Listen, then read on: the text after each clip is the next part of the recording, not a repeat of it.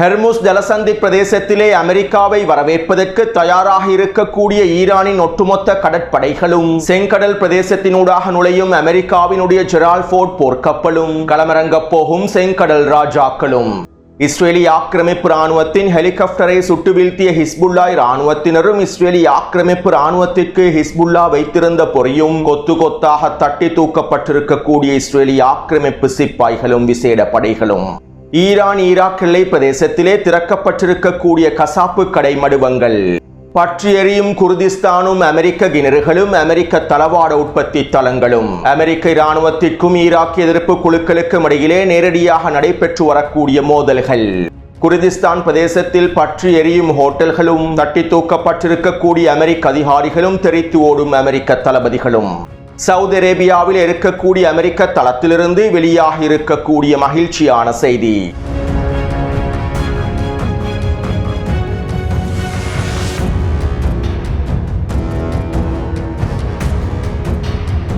இது ஈரான் அப்டேட்டின் 19வது காணொளியாகும். முன்னைய காணொளியை பார்வையிடாதவர்கள் இன்று காலையில் வெளியிட்ட முக்கியமான காணொளியை பார்வையிடாதவர்கள் கீழே இருக்கக்கூடிய லிங்கினை பயன்படுத்தி பார்வையிடலாம். நேற்று நள்ளிரவு வேளையில் ஈரான் சவுதி அரேபியாவில் இருக்கக்கூடிய பிரின்ஸ் சுல்தான் அமெரிக்க தளத்தை இலக்கு வைத்து வீரியமான ஏவுகணை தாக்குதல்களை மேற்கொண்டிருந்தது. மேலும் ஈரான் மேற்கொண்டிருக்கக்கூடிய இந்த அதிரடியான தாக்குதல்களில் குறித்த அமெரிக்க கட்டளை தளத்திலே இருக்கக்கூடிய AN/TPY-2 ராடர் தளமானது முழுமையாக அளிக்கப்பட்டிருப்பதாக உறுதி செய்யப்பட்டுள்ளது. AN/TPY-2 ராடர் தளம் பற்றி முன்னைய காணொளிகளில் தெளிவாக குறிப்பிட்டுள்ளேன். ஐக்கிய அரபு அமீரகத்தில் இருக்கக்கூடிய AN/TPY-2 முழுமையாக அளிக்கப்பட்டு விட்டது. ஜோர்டானில் இருக்கக்கூடிய AN/TPY-2 அளிக்கப்பட்டு விட்டது. தற்போது சவுதி அரேபியாவில் இருக்கக்கூடிய AN/TPY-2 ராடர் தளமும் முழுமையாக அளிக்கப்பட்டுள்ளது. மேலும் துருக்கியில் இருக்கக்கூடிய அமெரிக்க ராணுவ கட்டளை தளத்தில் தான் இன்னும் ஒரு AN/TPY-2 ராடர் தளம் எஞ்சியுள்ளது. கிட்டத்தட்ட $800 மில்லியன் பெறுமதி அளவிலான இந்த AN/TPY-2 தளமானது தாட் வான் பாதுகாப்பு அமைப்புகளும் பெட்ரியோட் வான் பாதுகாப்பு அமைப்புகள் இயங்குவதற்கும் மிக முக்கியமானதாகும். குறித்த AN/TPY-2 தளம் இல்லாமல் துல்லியமான வான் பாதுகாப்பு ஏவுகணை தாக்குதல்களையும் மேற்கொள்ள முடியாது. இப்படியான நிலைமையில் தற்போது அமெரிக்கா ஜோர்டானிலே இன்னும் ஒரு AN/TPY-2 ராடர் தளத்தை களமிறக்குவதற்கு முயற்சி செய்து வருவதாகவும் தகவல்கள் வெளியாகியுள்ளன. இருப்பினும் ஈரானினுடைய ஷஹீத் ட்ரோன்களை சுட்டு வீழ்த்துவதற்கான முயற்சிகளை மேற்கொள்ளாமல் ஷஹீத் ட்ரோன்களுடைய சவால்களை முறியடிக்காமல் இன்னும் ஒரு AN/TPY-2 ராடர் தளத்தை ஜோர்டானில் களமிறக்குவது பிரயோஜனமற்றதாகவே இருக்கும் என அமெரிக்க ராணுவ தலைமை அதிகாரிகள் தெரிவித்திருப்பதாகவும் அமெரிக்க ஊடகங்கள் குறிப்பிட்டுள்ளன. மத்திய கிழக்கு பிராந்தியத்திலே ஈரானிய ட்ரோன்கள் அமெரிக்காவுக்கு மிகப்பெரிய சவாலாகவே மாறியுள்ளன. ஈரானின் விலை குறைந்த ஷஹீத் ட்ரோன்களை சுட்டு வீழ்த்துவதற்காக அதிக விலை கூடிய ஏவுகணைகளை பயன்படுத்த வேண்டிய சூழ்நிலைக்கு அமெரிக்கா தள்ளப்பட்டுள்ளது. இதனால் உக்ரைனிய ஜனாதிபதி ஒப்பந்தங்களை மேற்கொண்டு குறித்த ஷஹீத் ட்ரோன்களை சுட்டு வீழ்த்துவதற்கான இடைமறிப்பான்களை தருவதாக கூறியிருந்தார். இவை தொடர்பாக முன்னே காணொளிகளில் தெளிவாக குறிப்பிட்டுள்ளேன். இப்படியான நிலைமையில் இன்னும் ஒரு வாரத்திற்குள்ளே உக்ரைனிலிருந்து இந்த ட்ரோன் இடைமறிப்பான்கள் மத்திய கிழக்கு பிராந்தியத்தில் களமிறக்கப்படும் என்றும் சில அமெரிக்க ஆதாரங்கள் தெரிவித்துள்ளன. டொனால்ட் ட்ரம்பினுடைய நிர்வாகமும் அடிமை அரபு நாடுகளும் உக்ரைனிடமிருந்து ட்ரோன் மறிப்பான்களை கொள்வனவு செய்வதற்கான ஒப்பந்தங்களை அவசரமாக முடித்திருப்பதாகவும் சில ஆதாரங்கள் தெரிவிக்கின்றன.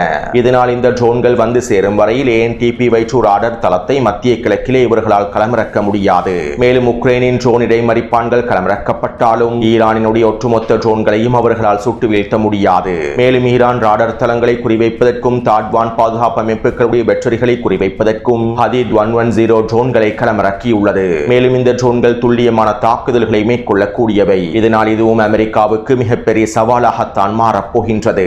அத்தோடு சவுதி அரேபியாவின் அமெரிக்க கட்டளை தளத்தில் இருக்கக்கூடிய தாட்வான் பாதுகாப்பு பேட்டரிகளும் அளிக்கப்பட்டிருப்பதாகவும் தெரிவிக்கப்படுகின்றது. ஈரானின் ஹதீத் 110 ட்ரோன்களின் தாக்குதல்களின் விளைவாகவே இந்த தாட் பேட்டரிகள் அளிக்கப்பட்டிருப்பதாகவும் தெரிவிக்கப்படுகின்றது. அதே நேரம் நாங்கள் ஈரானினுடைய 5க்கும் அதிகமான ட்ரோன்களை சுட்டு வீழ்த்தியுள்ளோம் என்றும் சவுதி அரேபியாவின் பாதுகாப்பு அமைச்சகம் அறிவித்துள்ளது.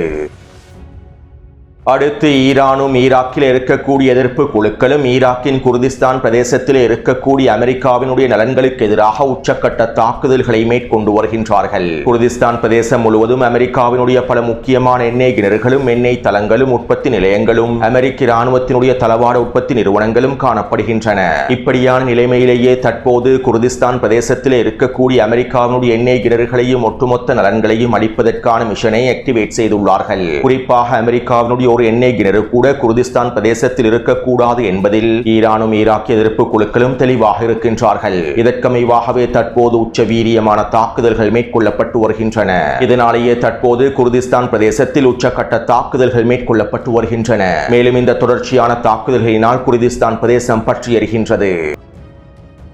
இதற்கமைவாக குர்திஸ்தானின் டஹூக் மாகாணத்தில் இருக்கக்கூடிய அமெரிக்காவின் HKN எனர்ஜி ஆயில் ஃபீல்ட் தளத்தை இலக்கு வைத்தும் அதனோடு சம்பந்தப்பட்டிருக்கக்கூடிய எண்ணெய் கிணறுகளை இலக்கு வைத்தும் 10க்கும் அதிகமான ட்ரோன் தாக்குதல்களை மேற்கொண்டுள்ளார்கள். ஈரானும் ஈராக் எதிர்ப்பு குழுக்களும் ஒன்றிணைந்து இந்த ட்ரோன் தாக்குதல்களை மேற்கொண்டுள்ளார்கள். இந்த தாக்குதலிலே குறித்த HKN நிறுவனமானது முழுமையாக தரைமட்டமாக்கப்பட்டுள்ளது. குறித்த அமெரிக்க நிறுவனத்திற்கு கீழால் இயங்கக்கூடிய 3 எண்ணெய் கிணறுகள் முழுமையாக தீக்கிரையாக்கப்பட்டுள்ளன.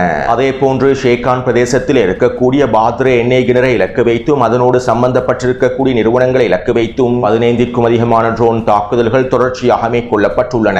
இந்த தாக்குதலிலே குறித்த எண்ணெய் கிணறும் அதனோடு சம்பந்தப்பட்டிருக்கக்கூடிய தளங்களும் நிறுவனங்களும் தீக்கிரையாக்கப்பட்டுள்ளன. அதே போன்று குர்திஸ்தானின் ஜொஹோ பிரதேசத்தில் உள்ள டவுகேன் பெஷ்கியார் என்கின்ற எண்ணெய் உற்பத்தி நிறுவனத்தை இலக்கு வைத்தும் அதனுடைய எண்ணெய் கிணறுகளை இலக்கு வைத்தும் தாக்குதல்கள் மேற்கொள்ளப்பட்டுள்ளன. அதே போன்று குர்திஸ்தான் பிரதேசத்தில் இருக்கக்கூடிய மிக முக்கியமான எரிவாயு தளமான கொஹ்மோர் எரிவாயு தளத்தை இலக்கு வைத்து 4 ட்ரோன் தாக்குதல்கள் மேற்கொள்ளப்பட்டுள்ளன. இந்த தாக்குதலை தொடர்ந்து குறித்த எரிவாயு தளத்தினுடைய உற்பத்திகள் அனைத்து முழுமையாக முடக்கப்பட்டிருப்பதாகவும் இழுத்து மூடப்பட்டிருப்பதாகவும் தெரிவிக்கப்படுகின்றது. அதே போன்று நேற்றிரவு சுலைமானியா பிரதேசத்தில் இருக்கக்கூடிய அமெரிக்காவினுடைய 2 எண்ணெய் கிணறுகளை இலக்கு வைத்தும் தாக்குதல்கள் மேற்கொள்ளப்பட்டிருப்பதாக தெரிவிக்கப்படுகின்றது. இதைத் தொடர்ந்து நேற்றிரவு குர்திஸ்தான் தலைநகரான எர்பில் பிரதேசத்தில் இருக்கக்கூடிய அமெரிக்காவினுடைய மிக முக்கியமான KBR தளவாட உற்பத்தி நிறுவனத்தினை இலக்கு வைத்து ஈரான் ட்ரோன் தாக்குதல்களையும் ஈராக் எதிர்ப்பு குழுக்கள் ஏவுகணை மற்றும் ட்ரோன் தாக்குதல்களையும் மேற்கொண்டுள்ளார்கள். மேலும் குறித்த தளவாட உற்பத்தி தளமானது தீக்கிரையாக்கப்பட்டு பற்றி எறிந்தது. மேலும் குறித்த தளவாட உற்பத்தி தளம் மீதான தாக்குதல்கள் தொடர்பான காணொளிகளை டெலிகிராம் சேனலில் பதிவிட்டுள்ளேன். அமெரிக்காவின் மிக முக்கியமான KBR தளவாட உற்பத்தி தளம் முழுமையாக தீக்கிரையாக்கப்பட்டுள்ளது. அத்தோடு KBR இலக்கு வைத்து ஈரானும் ஈராக் எதிர்ப்பு குழுக்களும் தாக்குதல்களை மேற்கொண்டதை தொடர்ந்து குர்திஸ்தான் பிரதேசத்தில் இருக்கக்கூடிய அமெரிக்க இராணுவம் ஹெலிகாப்டர்கள் மூலமாக ஈராக் எதிர்ப்பு குழுக்களுக்கு எதிராக நேரடியான தாக்குதல்களை மேற்கொள்வதற்கு களமிறங்கினார்கள். இலங்கை நேரப்படி நள்ளிரவு 2:30 மணி அளவில் இந்த மோதல்கள் ஆரம்பமாகின. ஈராக்கினுடைய மொசூல் எல்லை பிரதேசத்திற்கு அருகாமையிலேயே இந்த மோதல்கள் ஆரம்பமாக இருந்ததாக தெரிவிக்கப்படுகின்றது. இதற்கமைவாக அமெரிக்காவின் 5க்கும் அதிகமான ஹெலிகாப்டர்கள் ஈராக் எதிர்ப்பு குழுக்களை இலக்கு வைத்து துப்பாக்கிச் சூட்டு தாக்குதல்களை கொண்டிருந்தது. அச்சத்தின் காரணமாக அமெரிக்க இராணுவத்தினர் கீழே இறங்கவில்லை. வான்பரப்பில் இருந்து கொண்டே இந்த தாக்குதல்களை மேற்கொண்டிருந்தார்கள். இந்த சந்தர்ப்பத்திலே ஈராக் எதிர்ப்பு குழுக்கள் அமெரிக்க ஹெலிகாப்டர்களை இலக்கு வைத்து SAM-7 ஏவுகணை தாக்குதல்களை மேற்கொண்டார்கள். மேலும் இந்த தாக்குதல்களிலிருந்து தப்பிப்பதற்காக அமெரிக்க இராணுவம் குறித்த பிரதேசத்திலிருந்து வெளியேறியுள்ளது. அத்தோடு இனி வரக்கூடிய நாட்களில் குர்திஸ்தான் பிரதேசத்தில் இருக்கக்கூடிய அமெரிக்க இராணுவம் ஈராக் எதிர்ப்பு குழுக்களோடு நேரடியான மோதலில் களமிறங்கப் போவதாக தகவல்கள் வெளியாகியுள்ளன. இதற்கான தயார்படுத்தல்களை அமெரிக்க இராணுவம் மேற்கொண்டு வருவதாகவும் தெரிவிக்கப்படுகின்றது. மேலும் நாங்கள் அமெரிக்க இராணுவத்திற்கு எதிராக நேரடியான மோதலில் களமிறங்குவதற்கு தயாராகவே இருக்கின்றோம் என ஈராக் எதிர்ப்பு குழுக்களும் அறிவித்துள்ளார்கள். அடுத்து ஈராக் எதிர்ப்பு குழுக்கள் அறிக்கை ஒன்றை வெளியிட்டிருந்தார்கள். நீங்கள் உங்களுடைய தளங்களை விற்று வெளியேறுவதும் ஹோட்டல்களுக்குள் தஞ்சமடைந்திருப்பதும் மறைவான இடங்களுக்குள் ரகசியமாக இருப்பதும் ஒரு பொழுதும் எங்களிடமிருந்து உங்களை பாதுகாக்காது. மாறாக நாங்கள் உங்களை துரத்துகின்றோம். நீங்கள் தஞ்சமடைந்திருக்கக்கூடிய மறைந்திருக்கக்கூடிய இடங்கள் தொடர்பான அனைத்து தகவல்களும் எங்களிடம் இருக்கின்றன. மேலும் நாங்கள் உங்களை வேட்டையாடுவதற்காக வருகை தந்து கொண்டிருக்கின்றோம் என ஈராக் எதிர்ப்பு குழுக்கள் அறிக்கை ஒன்றை வெளியிட்டிருந்தார்கள். இதைத் தொடர்ந்து நேற்றிரவு பிரதேசத்தில் இருக்கக்கூடிய அர்ஜான் ரொட்டானா ஹோட்டலை இலக்கு வைத்தும் ஈராக் எதிர்ப்பு குழுக்கள் ட்ரோன் தாக்குதல்களை மேற்கொண்டிருந்தார்கள். இந்த அர்ஜான் ரொட்டானா ஹோட்டலில் 20க்கும் அதிகமான அமெரிக்க சிப்பாய்கள் இருந்ததாகவும் மிக முக்கியமான அதிகாரிகள் இருந்திருப்பதாகவும் தெரிவிக்கப்படுகின்றது. மேலும் இந்த அமெரிக்க அதிகாரிகள் தங்கியிருக்கக்கூடிய அறையை இலக்கு வைத்து இந்த ட்ரோன் தாக்குதல்கள் மேற்கொள்ளப்பட்டுள்ளன. மேலும் இந்த தாக்குதல்களில் குறைந்தது 5 அமெரிக்க அதிகாரிகளாவது தளபதிகளாவது கொல்லப்பட்டிருக்கலாம் என எதிர்பார்க்கப்படுகின்றது. இந்த தாக்குதலை தொடர்ந்து எர்பிலில் இருக்கக்கூடிய கியான் ஹோட்டலை இலக்கு வைத்தும் அதற்கு அருகாமையில் இருக்கக்கூடிய மிக முக்கியமான 3 ஹோட்டல்களை இலக்கு வைத்தும் ட்ரோன் தாக்குதல்கள் மேற்கொள்ளப்பட்டுள்ளன. நேற்றிரவு அதிரடியாக இந்த ஹோட்டல்களை இலக்கு வைத்து தாக்குதல்கள் மேற்கொள்ளப்பட்டிருந்தன. மேலும் இந்த தாக்குதலிலே பல அமெரிக்க சிப்பாய்கள் கொல்லப்பட்டிருக்கலாம் என தெரிவிக்கப்படுகின்றது. அத்தோடு அர்ஜான் ரொட்டானா ஹோட்டலை இலக்கு வைத்து மேற்கொள்ளப்பட்டிருக்கக்கூடிய தாக்குதல்கள் தொடர்பான காணொளிகளை டெலிகிராம் சேனலில் பதிவிட்டிருந்தேன். எனவே தற்போது குர்திஸ்தான் பிரதேசத்திலே ஹோட்டல்களிலும் விடுதிகளிலும் தங்கியிருக்கக்கூடிய அமெரிக்க அதிகாரிகளையும் சிப்பாய்களையும் ஈராக் எதிர்ப்பு குழுக்கள் குடியிருப்புகள் கொத்து கொத்தாக தட்டி தூக்கி வருகின்றார்கள். அமெரிக்கா எதிர்பார்க்காத தாக்குதல்கள் தற்போது மேற்கொள்ளப்பட்டு வருகின்றன. அத்தோடு இன்னும் ஒரு மிக முக்கியமான விடயம் என்னவென்றால், அமெரிக்காவினால் மத்திய கிழக்கு நாடுகளில் இருக்கக்கூடிய 12,000 தொடக்கம் 15,000 வரையிலான அமெரிக்க அதிகாரிகளையும் சிப்பாய்களையும் மாத்திரமே பாதுகாப்பாக வெளியேற்ற முடிந்துள்ளது. மேலும் தற்போது மத்திய கிழக்கு பிராந்தியத்திற்குள்ளே 50 தொடக்கம் 70,000 வரையிலான அமெரிக்க அதிகாரிகளும் சிப்பாய்களும் சிக்கிக் கொண்டுள்ளார்கள். இவர்களை வெளியேற்ற முடியாத நிலைமைக்கு அமெரிக்கா தள்ளப்பட்டுள்ளது. இப்படியான நிலைமையிலேயே ஈரான் மத்திய கிழக்கில் இருக்கக்கூடிய இந்த அமெரிக்க அதிகாரிகளையும் சிப்பாய்களையும் கொத்து கொத்தாக வேட்டையாடி வருகின்றது. அத்தோடு இவை ஒரு புறம் இருக்க, ஈராக்கின் குர்திஸ்தான் கிழக்கு எல்லை பிரதேசத்திலே நிலை கொண்டிருக்கக்கூடிய குர்திஸ்தான் பயங்கரவாதிகள் இலக்கு வைத்தும் பிரிவினைவாதிகள் இலக்கு வைத்தும் ஈரான் தொடர்ச்சியான ஏவுகணை தாக்குதல்களையும் ட்ரோன் தாக்குதல்களையும் மேற்கொண்டு வருகின்றது. கடந்த 24 மணித்தியாலங்களுக்குள் மாத்திரம் குறித்த பகுதியை இலக்கு வைத்து ஈரான் 40க்கும் அதிகமான தாக்குதல்களை மேற்கொண்டுள்ளது. இந்த தாக்குதலிலே குர்திஷ் படைக்குழுக்களின் பல தளபதிகள், தலைமைகள் என பல தளங்களும் முழுமையாக தீக்கிரையாக்கப்பட்டுள்ளன.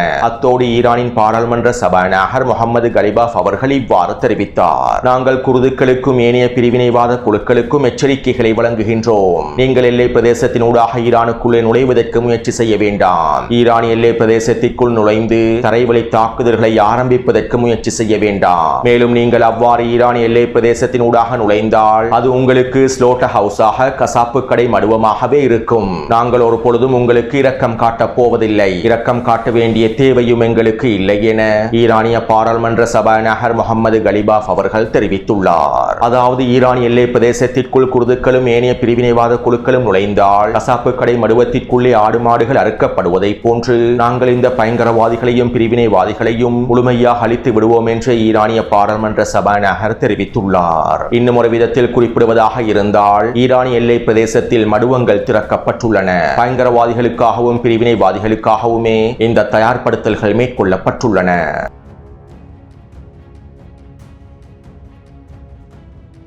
அடுத்து இஸ்ரேலிய ஆக்கிரமிப்பு லெபனானிய அரசாங்கத்திற்கு உச்சழுத்தத்தை வழங்கும் நோக்கத்தோடு லெபனான் முழுவதும் வீரியமான தாக்குதல்களை மேற்கொண்டு வருகின்றது. லெபனானினுடைய தலைநகரான பெய்ரூட்டை இலக்கு வைத்தும் பெய்ரூட்டின் தெற்கு புறநகர் பிரதேசமான தஹியா பிரதேசத்தை இலக்கு வைத்தும் இஸ்ரேலிய ஆக்கிரமிப்பு உச்சக்கட்ட வான்வழி தாக்குதல்களை மேற்கொண்டு வருகின்றது. கடந்த 24 மணித்தியாலங்களுக்குள் மாத்திரம் லெபனானுக்குள்ளே 50க்கும் அதிகமான தாக்குதல்கள் மேற்கொள்ளப்பட்டுள்ளன.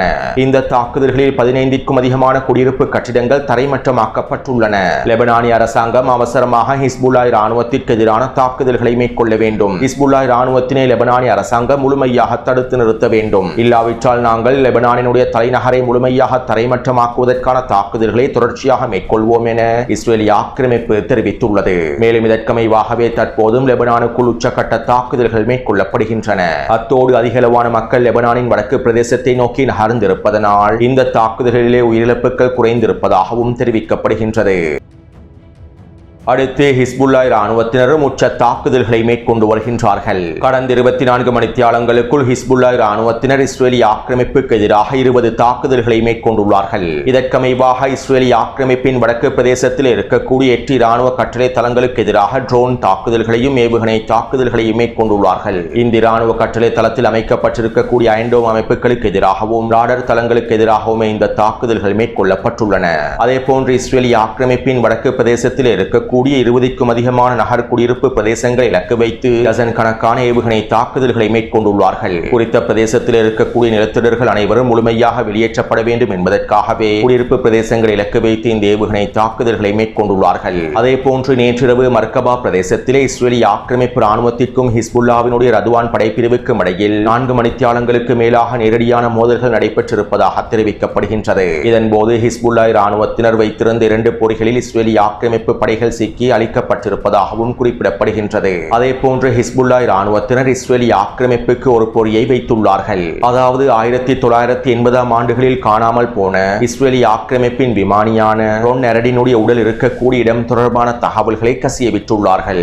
இதைத் தொடர்ந்து நேற்று நள்ளிரவு வேளையில் இஸ்ரேலிய ஆக்கிரமிப்பு ராணுவம் 4 ஹெலிகாப்டர்கள் மூலமாக சிரியா வழியாக லெபனானின் பேக்காவாலே பிரதேசத்தில் இருக்கக்கூடிய நபிஷீட் பிரதேசத்தில் களமிறங்கியுள்ளார்கள். குறித்த பிரதேசத்தில் தான் ரொன் நரடினுடைய உடல் இருப்பதாக கசியவிடப்பட்டிருந்தது. மேலும் இந்த சந்தர்ப்பத்திலே குறித்த பகுதியில் முழுமையாக தயார் நிலையில் இருந்த ஹிஸ்புல்லாவின் ரத்வான் படைப்பிரிவினர் இஸ்ரேலிய ஆக்கிரமிப்பின் ஹெலிகாப்டர்களை இலக்கு வைத்தும் இஸ்ரேலிய ஆக்கிரமிப்பு படையை இலக்கு வைத்தும் வீரியமான தாக்குதல்களை மேற்கொண்டார்கள். இந்த தாக்குதலின் போது ஹெலிகாப்டர் ஒன்று சுட்டு வீழ்த்தப்பட்டுள்ளது. இவை தொடர்பான காணொலிகளை டெலிகிராம் சேனலில் பதிவிட்டுள்ளேன். மேலும் இவ்வாறு 4 ஹெலிகாப்டர்கள் களமிறக்கப்பட்டதற்கு பின்பு ஹிஸ்புல்லா ராணுவத்தினர் தாக்குதல்களை ஆரம்பித்ததற்கு பின்பு இஸ்ரேலிய ஆக்கிரமிப்பு ராணுவம் அச்சத்தின் காரணமாக ஹெனிபல் தாக்குதல்களை ஆரம்பித்தது. குறித்த பகுதியிலே பொறியில் சிக்கிய இஸ்ரேலிய அதிகாரிகளை காப்பாற்ற முடியாது என்பதனால் அவர்களை ஹிஸ்புல்லா ராணுவத்திடம் பிடிபட்டுவிடக் கூடாது என்பதற்காக இஸ்ரேலிய ஆக்கிரமிப்பு ராணுவம் ஹெனிபல் தாக்குதல் திட்டத்தினை நடைமுறைப்படுத்தி குறித்த பகுதியில் உச்சகட்ட வான்வழி தாக்குதல்களை மேற்கொண்டது. மேலும் இவ்வாறு இஸ்ரேலிய ஆக்கிரமிப்பு ராணுவம் மேற்கொண்ட வான்வழி தாக்குதல்களில் 25க்கும் அதிகமான இஸ்ரேலிய ஆக்கிரமிப்பு சிப்பாய்களும் அதிகாரிகளும் கொல்லப்பட்டிருக்கலாம் என எதிர்பார்க்கப்படுகின்றது. மேலும் ஹிஸ்புல்லா ராணுவத்தின் 4 வீரர்களும் கொல்லப்பட்டிருப்பதாகவும் தெரிவிக்கப்படுகின்றது. அடுத்து ஹெர்முஸ் ஜலசந்தி பிரதேசத்திலே அமெரிக்காவினுடைய ஒட்டுமொத்த கடற்படைகளும் களமிறங்கி எண்ணெய் கப்பல்களை பாதுகாப்பாக அழைத்துச் செல்வதற்கான வேலை திட்டங்களை மேற்கொண்டு வருவதாக அமெரிக்க இராணுவம் அறிவித்திருந்தது. இப்படியான நிலைமையில் ஈரானிய IRGC இராணுவத்தின் ஊடக பேச்சாளர் இவ்வாறு தெரிவித்தார். அமெரிக்கர்கள் ஹெர்முஸ் ஜலசந்தி பிரதேசத்தில் களமிறங்கட்டும். நீங்கள் களமிறங்கி எண்ணெய் கப்பல்களை பாதுகாப்பாக அழைத்துச் செல்லுங்கள். மேலும் ஹெர்முஸ் ஜலசந்தி பிரதேசத்திலே நாங்கள் உங்களுக்காக காத்துக் கொண்டிருக்கின்றோம். என்ன நடக்கின்றது என்பதனை பொறுத்திருந்து பார்ப்போம் என IRGC இராணுவ ஊடக பேச்சாளர் தெரிவித்திருந்தார். அத்தோடு ஆப்ரஹாம் லிங்கன் போர்க்கப்பலை இலக்கு வைத்து ஈரான் மேற்கொண்ட ஏவுகணை தாக்குதல்களை தொடர்ந்து குறித்த போர்க்கப்பலானது தற்போது விலகிச் சென்றிருப்பதாக தெரிவிக்கப்படுகின்றது. அதாவது ஈரானிய எல்லை பிரதேசத்திலிருந்து 1000 கிலோமீட்டர் தொலைவில் காணப்படுகின்றது. மேலும் குறித்த ஆப்ரஹாம் லிங்கன் போர்க்கப்பலினால் தனியாக சமாளிக்க முடியாது என்பதனால் அமெரிக்கா தற்போது இஸ்ரேலிய ஆக்கிரமிப்பில் நிலைநிறுத்தப்பட்டிருக்கக்கூடிய ஜெரால்ஃபோர்ட் போர்க்கப்பலையும் அனுப்பி வைப்பதற்கு உத்தரவிட்டுள்ளது. இதற்கமைவாக தற்போது ஜெரால்ஃபோர்ட் போர்க்கப்பலானது செங்கடல் பிரதேசத்தில் அடைய போவதாகவும் தகவல்கள் வெளியாகியுள்ளன. மேலும் 2 போர்க்கப்பல்களும் ஹெர்முஸ் ஜலசந்தி பிரதேசத்தில் களமிறங்கி ஈரானுக்கு எதிரான தாக்குதல்களை மேற்கொள்ளப் போவதாகவும் தெரிவிக்கப்படுகின்றது. அதே நேரம் இப்படியான நிலைமையில் செங்கடல் பிரதேசத்திலே செங்கடல் ராஜாக்களான யமன் ஹவுதிகள் களமிறங்குவதற்கான வாய்ப்புகளும் அதிகமாகவே உள்ளன. அவ்வாறு யமன் ஹவுதிகள் செங்கடல் பிரதேசத்திலே களமிறங்கி செங்கடல் முற்றுகையை மேற்கொண்டு ஜெரால்ஃபோர்ட் போர்க்கப்பலுக்கு எதிரான தாக்குதல்களை ஆரம்பிப்பதற்கான வாய்ப்புகள் இருப்பதாக தெரிவிக்கப்படுகின்றது. அல்லது ஒருவேளை ஈரானினால் 2 போர்க்கப்பல்களையும் சமாளிக்க முடியுமாக இருந்தால் யமன் ஹவுதிகள் இப்போது களமிறங்க மாட்டார்கள். அரபு நாடுகள் ஈரானுக்கு எதிரான தாக்குதலை ஆரம்பிக்கும் சந்தர்ப்பத்திலேயே யமன் ஹவுதிகள் களமிறங்குவார்கள். எனவே நாம் பொறுத்திருந்து பார்ப்போம் எவ்வாறான நகர்வுகள் நடைபெறப் போகின்றது என்பதனை பார்ப்போம். அத்தோடு இந்த காணொலி தொடர்பான கருத்துக்களை பதிவிடுங்கள். அடுத்த காணொலியை விரைவாக பதிவிடுகின்றேன். தொடர்ந்தும் என்னுடன் இணைந்திருங்கள். நன்றி, வணக்கம்.